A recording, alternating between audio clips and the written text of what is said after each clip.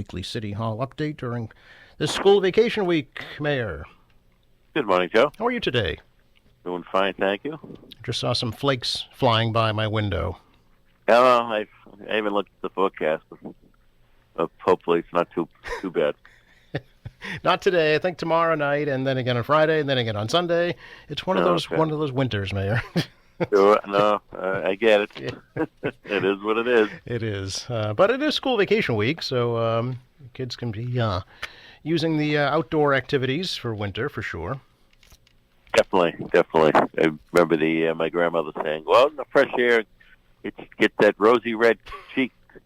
It's funny how things are different, today. So much different than when we were kids. But no, it's good stuff. I mean, I know the rink's been getting a lot of use. And Yes. that was the whole point of it: give families an opportunity to do some things, particularly on vacation time.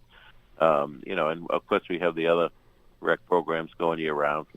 I've often said it's a very family-friendly city with all the services we do provide. No question. It was very evident yesterday on the Hancock Adams Common with the Winter Fest. It seemed to be a big hit again this year.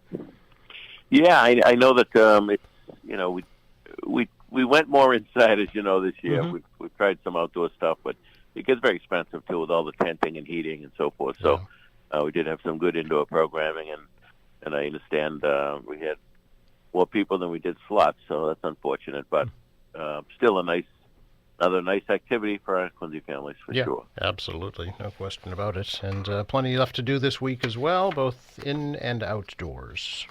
For sure. The sledding will get pretty popular at Furnace Brook Golf Course, I think. Oh, absolutely. Yeah. I was hoping we could talk a little bit more about the new firefighter turnout gear that you'll be requesting funding for from the City Council. You mentioned it during your State of the City last week, Mayor. Yes, and I know several months ago we held a press conference about the issue. It's pretty astonishing when you think about it, right? We were buying gear for guys to protect them from all of the things that go with fighting fires or hazardous material incidents, etc., and then to find out that the gear itself has cancer-causing agents in it, the forever chemicals, PFAS, is just unacceptable. So we are continuing to work through the legal side of things, but I don't want to wait another day. We will be requesting of the City Council an appropriation. I haven't got the final number yet, but somewhere between $2.5 and $3 million, which would buy every firefighter 2 sets of gears, along with the equipment that goes with it, the gloves, the boots, etc. And the whole point of 2 sets, as we talked about before, was they go in an incident and fire, etc., and this gives them the opportunity then to come back to the firehouse, throw that gear into the extractor, the washing machines, put the other gear on if needed for the next, the next call. So it's pretty basic, Joe. They already put, there's a lot of question about occupational cancer and what it does to firefighters. Their cancer rate is much higher on average than the average person. So this is something the least we can do to help protect them and their families for the future. So as I understand, you've been able to find turnout gear that is free of the forever chemicals? Yes, actually, the local 792 and the fire department command staff, they actually went out to a factory down in the Carolinas and inspected things, looked at the backup stuff, and it appears that this company, if you get the name of it off the top of my head, Joe, but does provide manufactured gear that is cancer-free. Which is what the initial gear was supposed to be, right? Imagine that. Yeah, that's what we were promised. So are they still being forced to wear the current gear with the chemicals in them? The chief has instituted a policy where they don't have to put it on until they really have to put it on. For example, if they're going to a medical, they don't need the gear to go to a medical and necessarily. So, obviously if it's a car fire or a house fire, then yes, they would need to do it. But there are many other incidents they don't need to put it on for. So that's kind of the compromise right now until we get this squared away. Yeah, try and minimize the exposure. So correct. Yep. So once the appropriation is approved, when do you anticipate the new gear arriving? They tell us about 6 to 8 weeks. Okay. Which is pretty good. I mean, with all the buying we do, as a city in the last few years how long everything takes. Mm-hmm.